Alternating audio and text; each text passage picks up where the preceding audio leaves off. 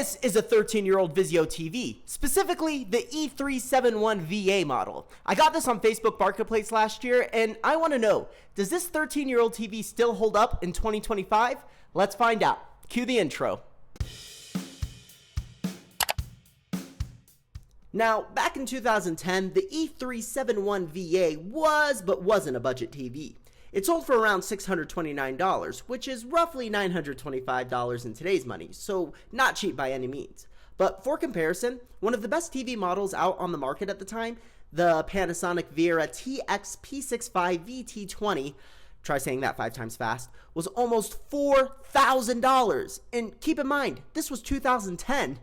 At the time, Vizio was the underdog. Companies like Samsung, Sony, and Panasonic completely dominated the flat screen market, leading the charge with flashy new 3D and plasma displays. So how is Vizio going to compete? Simple. They went for affordable quality. You see, instead of manufacturing in the US or Japan, Vizio outsourced production to Taiwan and China, where labor and assembly costs were far cheaper. That allowed them to sell TVs that looked and performed decently, but at just a fraction of the price. Of course, that came with a trade-off. Products made in China back then, and honestly still today, had a reputation for feeling a little cheap and unreliable. But Vizio leaned into the value pitch hard, marketing themselves as the affordable HDTV brand, which is why almost always you see them in value stores like Walmart, and honestly, it worked. In fact, Walmart actually just went and scooped up Vizio recently in a massive $2.3 billion deal. Surprisingly, they're not moving production to the United States, opting to keep it in China and Mexico, which is really interesting since Walmart sort of gained a reputation for having and selling all American products. But I guess logistically, if they moved operations to the US, they'd have to increase the price of their TVs, but just something I thought I should point out. Now, when you first see this TV, the thing that immediately stands out is the bezels. They're thick, about 1.5 inches all the way around to be exact. By today's razor-thin standards, this looks and feels absolutely clunky. But the thing is, back then, it made sense. Remember, we were just transitioning away from those huge CRT tubes, and early LCD panels still needed space for diffusion layers, backlights, and cooling. Out of the box, Vizio gave you the essentials: a stand, 4 thumb screws, the remote, 2 AA batteries, the power cord, and even a screen cleaning cloth. But if you wanted extras, wall mounts, HDMI cables, soundbars, or DVD players, you were on your own.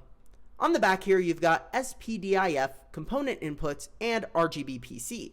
And on the side, 4 HDMI ports, 1 USB port, and PC audio. It's surprisingly flexible for a 2010 TV, and honestly, still usable today. My TV's running firmware version TV 2.19, which was one of the final updates Vizio pushed to this model. It doesn't add anything crazy, but it did fix some early software glitches like laggy menus and HDMI detection issues. As for the screen, it's 1080p Full HD. No 4K, no HDR, no fancy backlighting, but for what it is, it looks surprisingly good. If you're used to OLED or QLED panels, sure, it's a downgrade. But if you're gaming on older consoles or using it as a second TV, it's more than watchable. Now, to be clear, this is a standard LCD panel, not LED backlit. That means it relies entirely on fluorescent backlighting, so brightness and contrast aren't nearly as strong as what you'd find even in modern TVs today. But Vizio did pack in some nice customization features. You can tweak the brightness mode, set different profiles like gaming, movie, or retail, and even adjust color temperature manually. In modern use, I've hooked mine up to an Xbox One S and Roku Express, and I've never noticed any major input lag or delay. And because this isn't a smart TV, there's no operating system to boot anything up, so your devices are going to control the experience completely. Now, let's talk about the worst part. The audio. It's bad. Like, really bad. Dialogue sounds muffled, while background music and effects are way too loud. You can tinker with the sound settings all you want, but it's hard to make it feel balanced.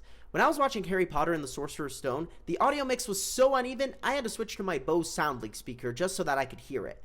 Vizio later tried fixing this issue with software enhancements like True Surround and True Sound, but even those don't help much. If you're buying this TV, plan on pairing it with any external speaker. Heck, even a cheap soundbar will be miles better. Now, like I said earlier, this was released before smart TVs were really a thing, so you'll need to put in your own operating system. My recommendation, get a Roku stick or Roku Express.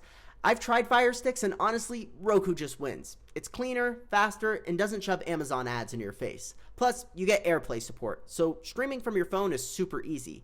For around $25, you can basically turn this 2010 Vizio TV into a fully modern smart TV. And no, Roku did not sponsor this. I just actually really like them. Okay, now to answer the question, is this thing still worth using in 2025? Well, I'd say yes and no. If you're willing to put in a little effort, add a speaker, grab a Roku or gaming console, this thing can absolutely still work as a secondary TV. The picture's solid, the ports are plentiful, and the simplicity is kind of refreshing. But if you're expecting a cinematic home theater experience out of the box, you're going to be disappointed. The sound is rough, there's a little standby light that stays on constantly, so it's always pulling power, and compared to modern panels, the contrast just isn't there. At the end of the day, the Vizio E371VA is a time capsule. It represents a point where TVs were starting to look modern but hadn't quite caught up yet. If you can find one for under $100, it's honestly a steal as a spare TV, a garage setup, or a retro gaming display. But as your main TV, probably not. It's not a great TV anymore, but it's a reminder of how far we've come and how much value Vizio squeezed out of that affordable HDTV promise.